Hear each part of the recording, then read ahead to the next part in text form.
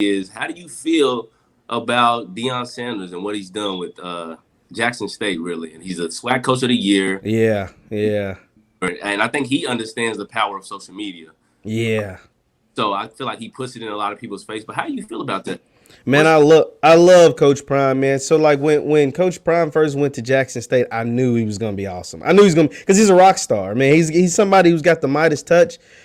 Yeah, he is literally, quite literally, a rock star. Like, and so I knew, as great of a football mind as he was, people say, "Oh, he liked experience. Oh, he likes this. Oh, he likes that." Man, that's why you hire assistants. That's why you hire assistants. And with the mind that he has, and the guys that he knows around, in and around football, I knew he was going to get great assistants. I knew he was going to get great players, and so therefore I knew he was going to have great results. And when it comes to football, man, if you get the quarterback position right, it helps a lot. It helps a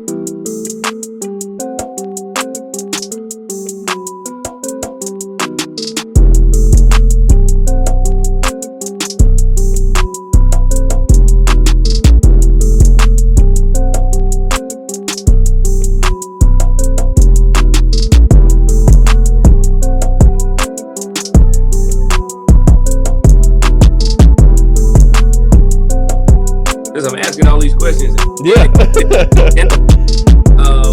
Welcome back. This is episode 7 of a Pro Life Podcast. I'm sitting here with Jeff Lightsy. I hope I'm saying that right. Yeah, Jeff Lightsy, yeah. So we're just sitting here chopping it up a little bit beforehand, but what year did you graduate from WKU? I graduated in the spring of 2017. So I did 4 years flat at Western and knocked it all out. Flat. Oh, man. So, I mean, coming out of high school in Louisville, Kentucky, WKU is seen as like the place to go as far as like communication, broadcasting, journalism, et cetera, et cetera. So tell me about your experience when you first got there. Did you know what you wanted to do before you got to college? Yeah, man. So I've been kind of knowing what I wanted to do for a long time. So I'm here, man. I swear. Yeah. So like I always knew. So when I was very young, I wanted to be the president of the United States. Right? It was weird, really weird. So that was like my first goal. And then when I got probably about 12, probably 10, about 10 years old, I was like, man, I want to do what that guy does. And that guy was Stuart Scott. I thought he was like the coolest dude in the world. So I'm like, yeah, I'm trying to go on TV, go to games, talk sports, man. That's right up my alley. So from 10 years old on through, I made that my goal to make sure I wanted to get on TV and talk about sports. But ironically, during my coming up, there was this new wave called the internet. The internet came over and kind of took over, and I kind of figured out, throughout college, I kind of figured out how TV is a lot of politics, right? It's a lot of politics and different stuff on TV. But the internet, you can do whatever you want. You can create. Exactly. Control your own destiny, control your own narrative, make your own lane. And so I got really heavy into the internet in high school. And so in high school is really when I first started doing like sports reports. You can go back. I mean, there's people at my high school I was writing blogs. I was writing these blog things about different people in high school, like local high school guys. I started with my cousin Benny Berry. Then I drafted over Austin Davis, who went to St. X. Yeah. I did Nathan Case, who went to Mayo. I did a lacrosse player. I did like just these little player profiles is what I called them, and I attached like their huddle to it. So that was like my first start in journalism, was in high school. Great. That is a great start. Literally, I believe, I think I remember seeing Austin Davis because I was the St. X grad. And trying to get in school and get his name out there. So I do remember seeing that. Yeah, Austin was a beast. He killed us too, so it made it easy because I was like on the field watching him like kill us out, either JV or freshman. I don't even know what it was, but he kind of killed us out. So it was easy to write his because he was like impossible to tackle. So I started with that. And then I got linked up with some people. They saw my stuff, and they were like, "Yo, we can push your stuff out on our platform." And that was Dr. Boyce Watkins. And so he knew my mom. He graduated from high school and college with my mom, and he saw my mom would always repost my stuff on Facebook, right? So proud because I was taking the time out of my day, not getting paid nothing, just doing it because I loved it, right? And so she would repost it. He saw it, and he told me to join his team. And at the time, I didn't know who this man was. And I was just like, oh, it's just another dude, okay, whatever. But then I Googled him. I was like, whoa, okay, this dude kind of has some connects, has some, he's plugged in. So when I was writing my articles for him, I went from from getting my articles seen by like, 50, 60, 70 on a good one, 100. Like I think Austin's might have got like 100 or so to like 1,000 to 2,000, 3,000. It's like, whoa, 3,000 people like put eyeballs on my articles.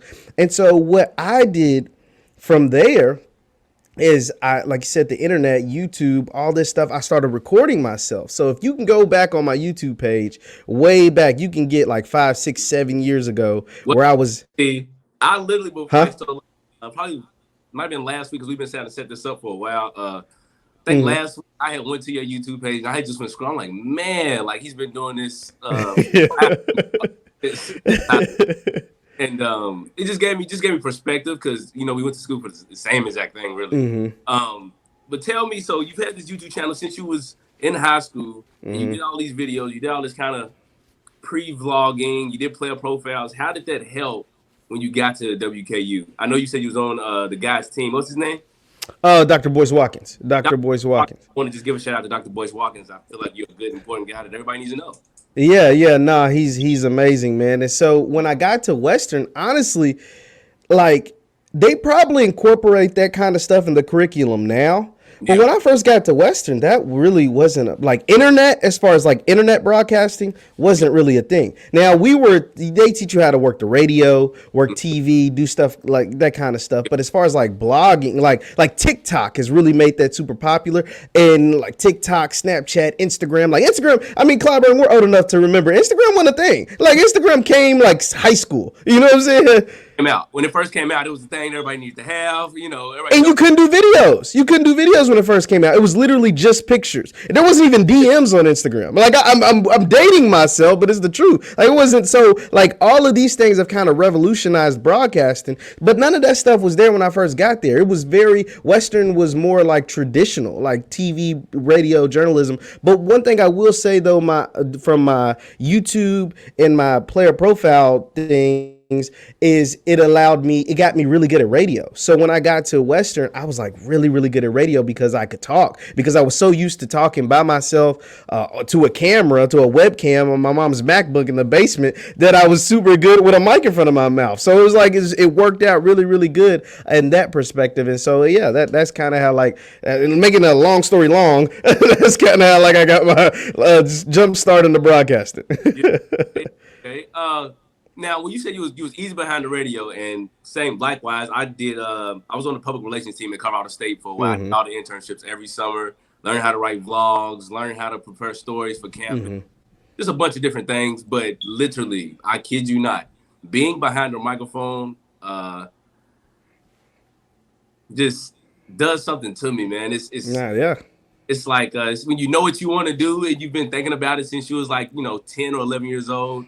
And this is what I went to all the black, African-American clusters at Central with Beavers and everything. Like, this was what I've always wanted to do. So just hearing somebody else with the same mindset, the same goal it's refreshing. So tell me how that was. You going to WKU now, you're on the radio. Did you really have aspirations to be on the radio, or was it just something that kind of fell into your lap? So honestly, no. So when I got to Western, I wanted to be on TV. I really didn't think much about radio, honestly, even though radio best suits, and like looking back on it, radio best suits what I do as opposed to TV and like traditional broadcasting. But honestly, I got into radio because it don't sound kind of crazy, but the guys who are running, so at Western, you have like different teams. You have a news team, the news television, you have a sports team, sports television, and then you have sports radio, and then like news radio, but I didn't really get into that. But on the sports team, they kind of had some guys that kind of iced me out. Like as far as the TV goes, it kind of iced me out because I don't know, whatever reason they kind of iced me out, but the radio guys loved me. So I was really cool with the radio guys. Shout out to Billy Rutledge and Jimmy Stratman. These guys are really good. And they like embraced me. They was like, yo, bro, come on. Like, cause they had a way, they were more formal, traditional. And I was kind of like, rambling, coming on excitement, energy almost. Like I was kind of like the energy to the show. So we were like the 3-man team. Yeah. Then they, through their connections, actually like got promoted and started working with like some other guy on something else. And so they basically said, hey, the radio show's yours. So I kind of made it my own, and I was able to revamp it. We were able to add some dope guests, add a cool dope intro, and yeah, so it kind of became my own. So that's kind of how that happened. So what's some things that you did while being on the radio at WKU? Yes. So we had this thing called Red Zone Radio, and right before Jimmy and Billy left, we expanded. So we went from 30-minute show to an hour-long show. Okay. And then the cool thing that I did even after they left, I really got into like football and basketball, and I would like bring in recruits. So when a player would commit or sign, I would have them call in or pre-record a segment with like commits. We had never done that before. Commits. I would get other like beat writers or college radio guys or college beat writers from the other schools or wherever we played. So if we played middle, I'd call down or on Twitter and get the middle guy, Middle Tennessee or Charlotte or any other Conference USA team, Southern Miss. That was one thing. And then the other thing that I really did was expanded the social media. I really got into like social media. Twitter was heavy. Red Zone Radio, Twitter, the logo, we rechanged the logo, all of that stuff I did while I was at Western. So that was like the big thing that I did for the WKU Red Zone, which they still have. A lot of stuff that I started, they still actually do now. So hey, you tip my hat on that one. Jeff Lightsy, man. Red Zone Radio needs to give you a little bit of shout out, give you a little bit of recognition. Yeah. Function. Do they still use the same logo? No, they actually ended up changing the logo. They made a better one, so I'm not even gonna lie, they made a better one. But hey, we did what we had to do when we was there. Start from somewhere. Yeah, no, absolutely. And then I started, and then also one thing, radio guys, when I got there, we didn't ever get credentialed in the games. And so I started getting credentialed in the games and like live tweeting scores, live tweeting big plays, live tweeting stuff at the games. That was something that WKU Sports Radio wasn't doing or hadn't done until, I kind of took over the program. So great name for yourself out there. Nah, man. Yeah, like the people in Bowling Green owe me nothing. I loved being down there, both as a student and later as a broadcaster on the local news channel. So they owe me nothing, man. Those people were great people for sure. Let's not skip over that. Let's not skip over that. So tell me, what kind of transition to you in being a broadcaster for the local news station down in Bowling Green, Kentucky, and you're a Louisville native. Yeah. So how did you get into that? So when I graduated from Western, I wanted still to be on TV, but remember the guys kind of iced me out. So I didn't have this TV reel. I didn't like when you go to apply for TV jobs, you have to have a reel. I didn't have one. I had a very small one. It really wasn't worth nothing. So I was like, dang, what am I going to do? Like I could have did radio, but I still wanted to be on TV for whatever reason. Even though I was probably better at radio, I still wanted to be on TV. Feel the same exact way. I can't wait because I know it's going to happen for both of us, but that's neither here nor there. Yeah. So I basically applied to the local TV station as a news producer. And so I was a news producer there. I got the job. I was a news producer there for a whole year. And any chance I got on my off days or whenever I could, I would help out the sports team. There was a 3-man sports team when I first started, but then became a 2-man sports team. A guy left, Dominique Yates, who actually works with the Courier Journal now. He left. And shout out to Dominique. He was super dope. He always helped me out and still does. Yeah, he left and they needed to fill the position. So I was like, oh, I can, apply, whatever. Didn't get it. Okay, they hired another guy. So then the sports director ended up leaving and that spot was open. But by this time, I had actually proved my worth. I had covered some sports stuff. I had like tape, basically. When you get recruited, like in football, when you get recruited, you gotta have some tape. I didn't have any tape. I finally got to the point where I got the opportunity to make some tape, and my tape was good. So I ended up, the first week the sports director left, it was the week of the Little League World Series, and the Bowling Green team actually made it all the way out to Williamsport. And so I was helping out sports here and there, but I guess my tape was good enough. They were like, yo, the guy left. Bowling Green East, BG East is in the Little League World Series. You want to go to Williamsport, Pennsylvania? And I'm like, they called me at like 9 in the morning or 10 in the morning. And I'm like, yeah, why not? So like my first assignment, real assignment, and I wasn't even technically in the sports department yet. My first assignment was shooting all the way out to Williamsport, Pennsylvania, doing like 3 live shots a day, out driving 12 hours or 8 hours or however long it was from Bowling Green to Pennsylvania and covering the Little League World Series, which is an amazing experience. If anybody ever gets a chance to go go out there. But They yeah. have out there covering the Little League World Series. It's until BG's lost. So I was out there a good 5 days, 6 days. Yeah, so I was like 5 or 6 days. They made it. They lost their first 2 games, so they weren't there as long as they probably should have been. But yeah, that was my first assignment, and so off of that, I did really well out there in Williamsport. Then they were like, "Hey, you want to be a sports reporter full time?" So I ended up getting that gig, and the rest is history. As a sports reporter. What'd you say? How long did you have a gig as a sports reporter? I was there at WBKO for 3 years total, but I was as the sports reporter for 2. So I was the sports reporter 2.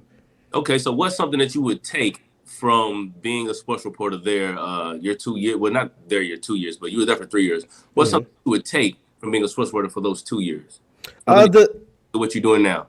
Yeah, so the biggest thing is relationships, man. It's all about relationships because whether it's the athletes, whether it's their parents, whether it's whoever, these people remember you. When you make an impression on people, they absolutely remember you. No doubt, no way around it. And so what I was able to do while I was there was really build great relationships with the parents, and those relationships will ink over to the athletes, because I was working with a lot of high school athletes essentially. Yeah. And so building those things, and I still keep in contact with some of those kids now, man. Those kids remember me when they were like freshmen and stuff, and they're seniors about to graduate. Kids got scholarships off to their colleges or whatever, and I still keep in touch with them, man. So like just building those relationships, and that's what helps me now. And so what I do now is I'm essentially a digital freelance reporter, and so I get to talk to like some really cool people about some really cool stuff, and it's not all sports based. And so, but that aspect of those networking and people, being a people person and building those relationships really helped me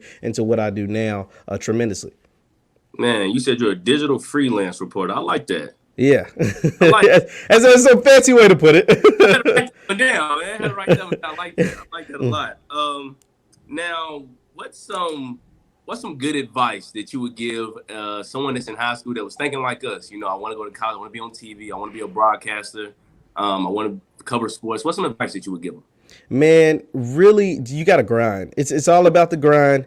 It's all about building those relationships. And anytime you get an opportunity, do not, if you can do it, do it. So that means whether it's writing for free, do anything free. Like I said, I get paid to do what I do now. But for the first, I've been doing this, Clyburn. Like I said, I've been doing this since 2011. I'm just now getting paid. You know what I'm saying? That's 10 years worth of work. And yeah, you know what I'm saying? Like that's 10 years worth of work before I got to do what I love and get paid for it and really, make some money off of it. But it was a 10-year grind. And so any and every opportunity that you get, absolutely take advantage of it, even if it's for free, because you're going to have to do a lot of stuff for free being in this business. But once you build those relationships, once you make those connections, you will eventually get to where you want to be, but you got to put your head down and grind. Got to. Now, I think it's a great piece of advice. I think that's awesome, because that's what's going to head us into our next question. And I think the question really is, how do you feel about Deion Sanders and what he's done with Jackson State, really? And he's a SWAC Coach of the Year. Yeah. And I think he understands the power of social media. Yeah. So I feel like he puts it in a lot of people's face. But how do you feel about that?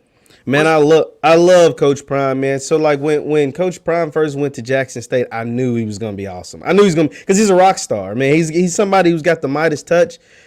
Yeah, he is quite literally a rock star. And so I knew, as great of a football mind as he was, people say, oh, he liked experience, oh, he likes this, oh, he likes that. Man, that's why you hire assistants. And with the mind that he has and the guys that he knows around, in and around football, I knew he was going to get great assistants. I knew he was going to get great players. And so therefore I knew he was going to have great results. And when it comes to football, man, if you get the quarterback position right, it helps a lot. It helps a whole lot. There's nothing a football team can do if they do not have a quarterback. It affects the whole trajectory of the team, everybody's mindset, who people believe in, who people listen to. Hello? Team's going down. Hello. And so he was fortunate enough to have a quarterback that has the same last name as him. You know what I mean? Like he had a quarterback living in his house. And so the fact that he was able to bring his son with him, who I knew would be good, but I didn't know he'd be this good. Let me make sure. I didn't know he'd be this good this fast, but I knew he'd be really, really good.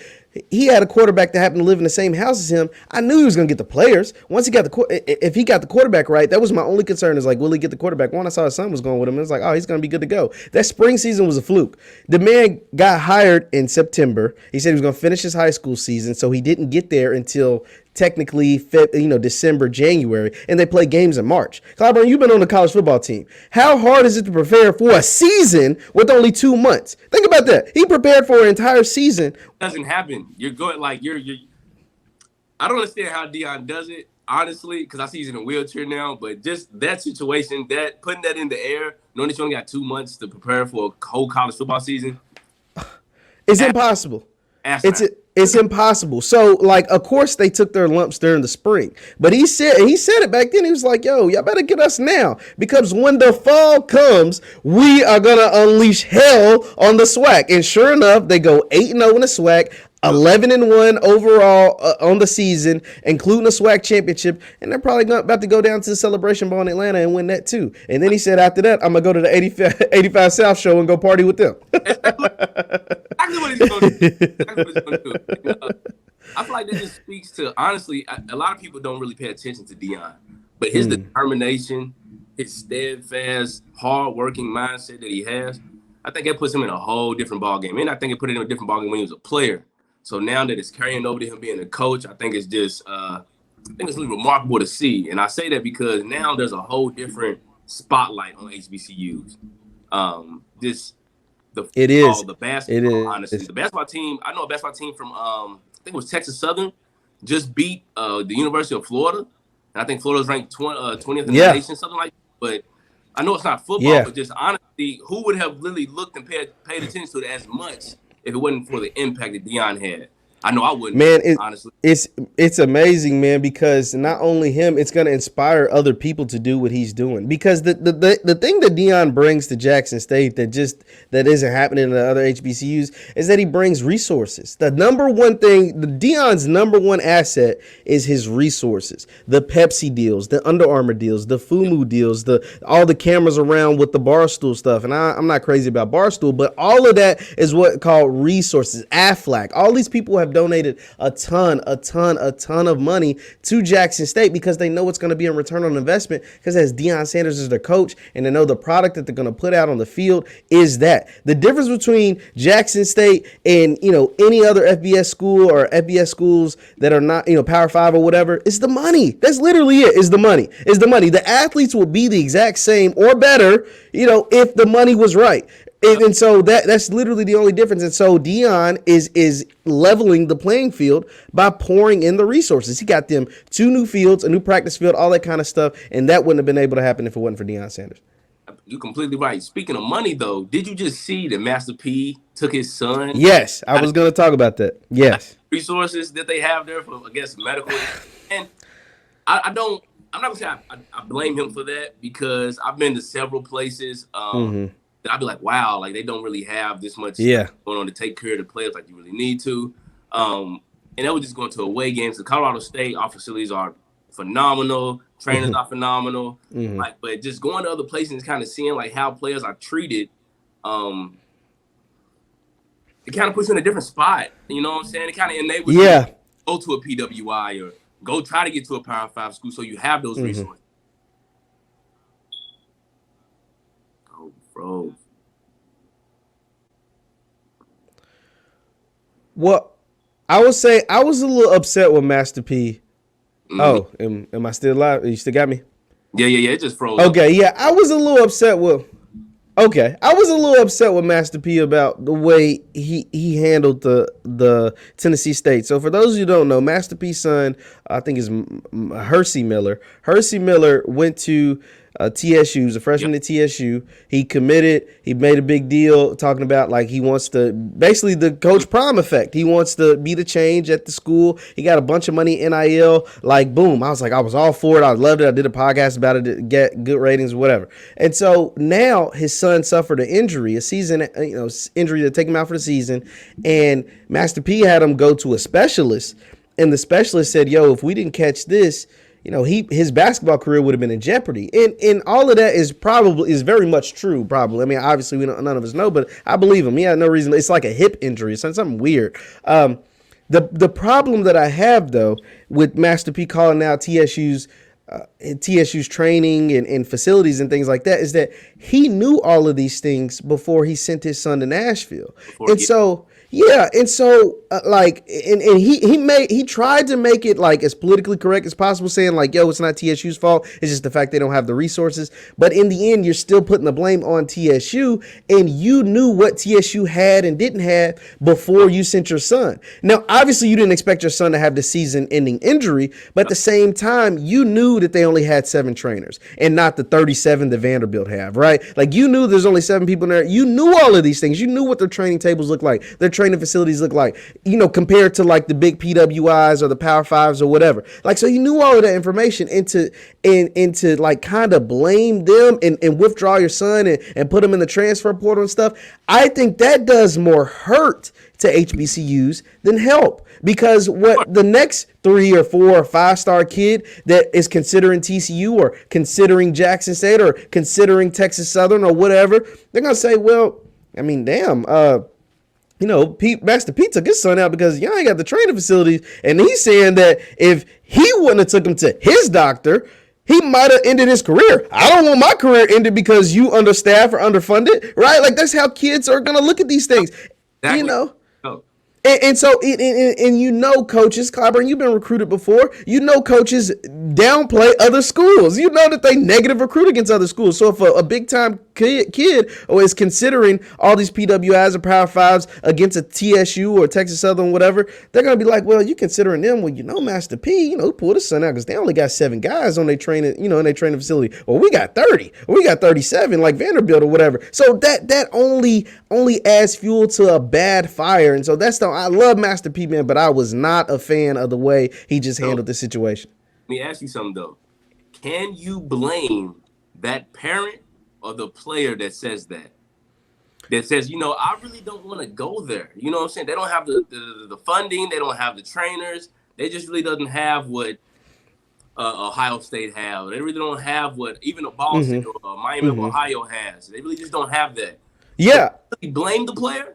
Well, I don't blame them. All I'm saying is you knew all of this information before you got there. So if you decide to transfer, just say, hey, I'm deciding to transfer. Don't say, hey, I'm transferring because their facilities don't look like their facilities. Well, you knew that. And it's not a surprise. They didn't hide this information from you. This ain't something that you found out when you got to campus. Like, you knew all of these things. Just say, hey, I'm transferring because I'm not a fan of what's going on at TSU. Like, I'm transferring because I'm not liking what's going on or whatever. But don't sit there and say, oh, the lack of resources, the lack of this, the lack. Well, we know that's a problem at HBCUs. That's why you said you wanted to be a part of the change, because you knew there was a lack of resources. But so don't go and say, I want to be the change to help bring more resources, and then leave and say, oh, I'm leaving because there's no resources. That's ass backwards to me. You think would have not necessarily been covered up. You think it would have been swept, like this conversation session would have been swept under the rug if he just was like, you know, I'm transferring because I don't really like what's going on here. No, this conversation that we're having would have been, absolutely. But I think the conversation would have went back to, shouldn't have went to no HBCU. You know what I'm saying? Shouldn't have went to no HBCU because you knew, like, and it eventually would have leaked out because, you know, especially with him having an injury and the timing of him entering the transfer portal comes directly after he gets injured, right? So obviously, but that's what the risk you run, and I think that's the problem why a lot of HBCUs get bad raps, because you get, like, even when you get high profile players or high profile people, most of them, 99% of them end up in this kind of case, like with Master P and his son, as opposed to the 1% like the Deion Sanders, right? Like Deion Sanders is an anomaly. We need to make that more the norm and not more of the anomaly, where it's a great experience. You're adding to the, you know, you're adding, helping the cause, not hurting the cause. And unfortunately, whether he knows it or not, I believe Master P is more so hurting the cause with this situation than helping. And I know he doesn't mean to, and I know Master P is a good guy, but this right here, I think, actually hurts the cause more than helps it. Oh yeah, most definitely. So tell me, like, we talking about Deion Sanders and him being an anomaly. So now you tell me this: how do you feel about Power 5 schools coming knocking down Deion's door? What would you do? Oh yeah, it's definitely coming. But being that the state that HBCUs are in, what Deion Sanders has done, I know his sons are in school with him, and I personally don't think he won't really make a move until, you know, they graduate per se. That's it. But do you think he's gonna go P5 eventually? I hate to say it, but I think he will. That thing comes and knocks down his door. I think he will. I would love it if Deion Sanders stayed at JSU for 50 years and became the all-time winningest HBCU coach in HBCU history, and eventually got Jackson State help. Maybe even they move into an FBS or Power Five or something like that. That'd be amazing, right? That's like the perfect scenario. Perfect. The most likely scenario is once his sons leave, Shador really because he's the freshman. Once he graduates to the NFL, whether that's after his junior or senior year, the sand will be ticking in Deion's time clock, right? Because schools are going to see that success, and they're going to see that notoriety, that success, and all of those resources he can bring to their school, and that love and fan attention and fanfare and social media and all this stuff that he can bring to their program on their stage, as opposed to doing it in Jackson. So the Power Fives are coming. It's only a matter of time. Hell, they said there was rumors that he interviewed for TCU. Now that I kind of came to not be true, I don't think. But those schools are going to be coming, especially the Florida schools. Norvell down in Florida State, Yeah. he's on the clock. He's on the clock. He might not be there next year. And so come next year, they're going to be calling Deion, giving Deion a call, paying a visit down to Jackson, Mississippi for sure. I like that answer. We're gonna switch. We're gonna switch avenues. I want your advice a lot. How has life been for you after you decided to make that leap to go after what you really want, chase the dreams that you really want? I know right now we were talking earlier about your YouTube channel, and it took you probably, you said 10 to 11 years to get where you want to be now. So tell me how was that realization? What was that leap like? What was that leap of faith like that you took? Man, it was definitely a leap. One thing that I'll advise everybody, before you do anything, make sure you have a skill that you can monetize, right? So for me, most people go to work and they get paid a salary from their job. Yeah. And most of them don't necessarily have a skill that they monetize outside of their job. And so one thing for me is that I was able to, I haven't mastered it by anything, so I don't want to stretch the imagination, but I was able to monetize being in the stock market. And so that allowed me to have an income outside of work. And so being able to do that allowed me to fund my dream. And now my dream is taking off or to a certain extent.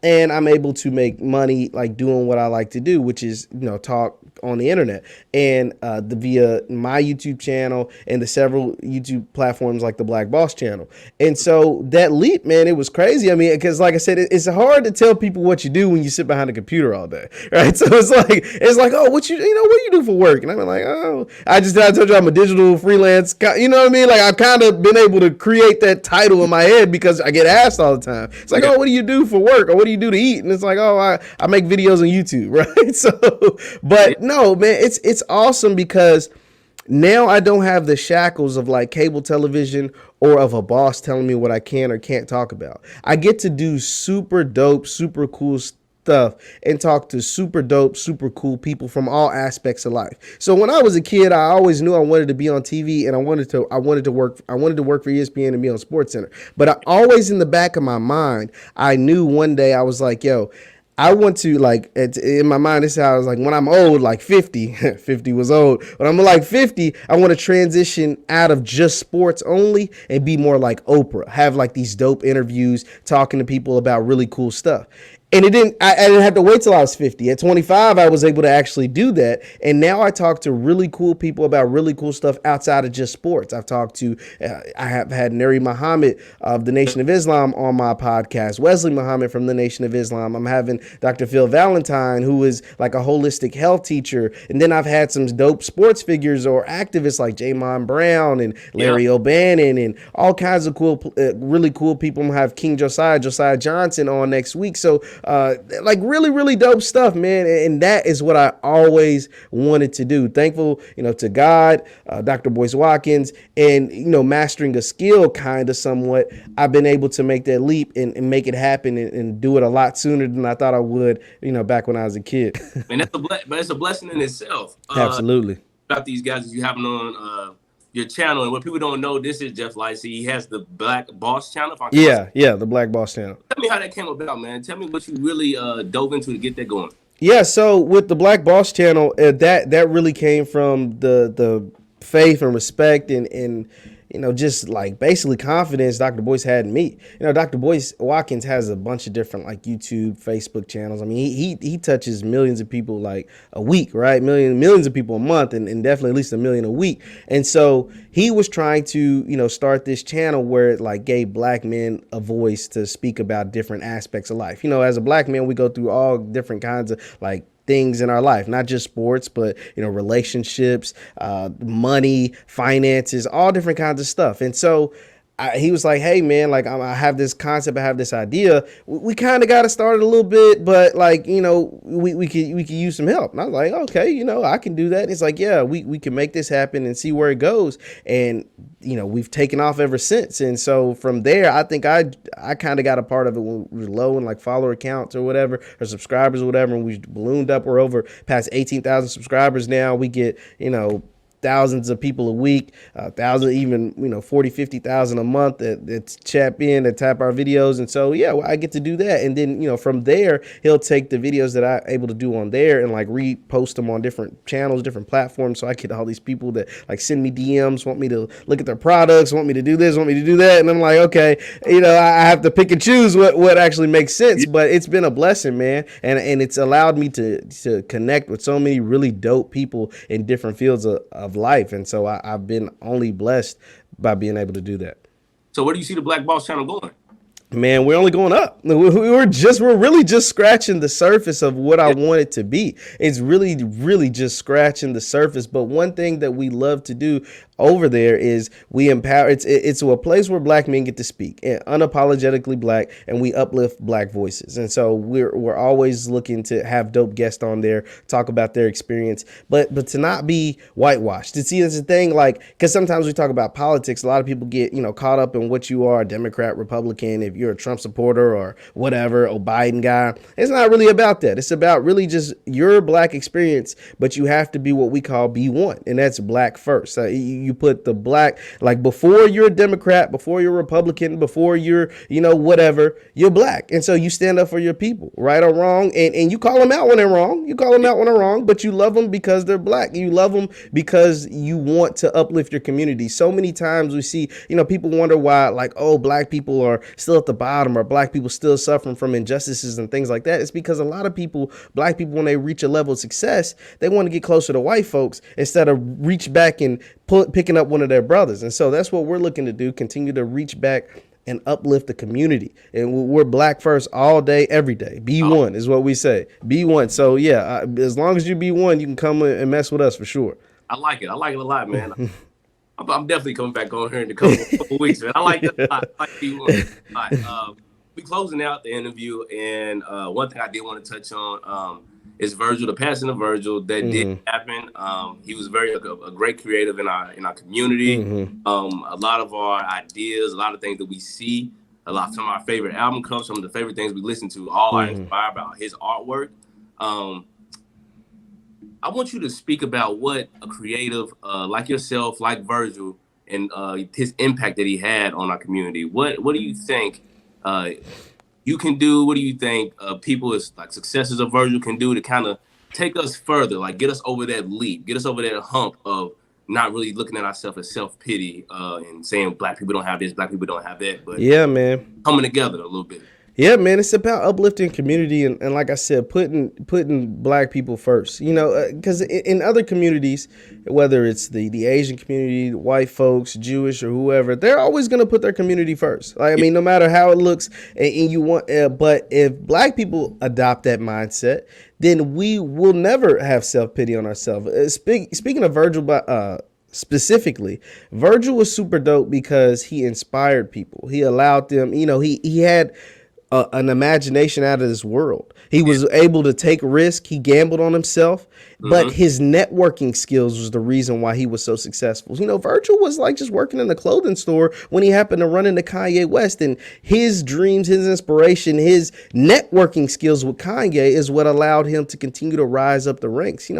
Virgil hasn't always been rich. And so that connection with, he reached back and worked with everybody. Exactly. And so when Virgil became Virgil Abloh, he made sure to never forget where he came from. And it didn't matter, how old you were, what you looked like. He was able to work with you. He was able to bring out the creative in you because he was so creative and inspirational. I mean, Virgil was an architect by trade as far as like what he went to school for. And you see that in a lot of his dope designs, what's the off-white with the quotation marks, just innovative stuff that's super simple, but super dope, super fashionable, and super relatable to the culture. He always gave it back and put it back to the culture. So that's what I loved about Virgil, man. He's like the Dapper Dan 2.0, but way to, back way higher, way better. And I loved everything about Virgil Abloh. That's a great comparison. I think we've touched on a bunch of different topics. Yeah, man. Questions, man. I got to know you a lot more better than what we've kind of had conversations about. Man, I really appreciate you coming on, man. Hey, it's no problem, man. I appreciate you having me on, man. Everybody, make sure you tap into a Pro at Life podcast, man. First of all, the name is super dope. A Pro at Life, like that is like dope in itself. Had some really dope guests on here, and I love watching the stuff that you do, man. Keep it up, dog. Man, thank you, man. Everybody, check out the Black Boss channel, man. That's most popping podcast channel. I'm not even a podcast. I think it has the Black Boss channel that has a little bit of juice to it, a little bit, I would say. Yeah. I wouldn't even call it a podcast, man. I'll say I can look to see that on my TV screen sometime soon, man. I really appreciate you coming on again, though. Hey, it's no problem, Clyburn, man. Anytime. Man, yeah, you know it, man. This is the Pro Life podcast. We'll see y'all guys next week.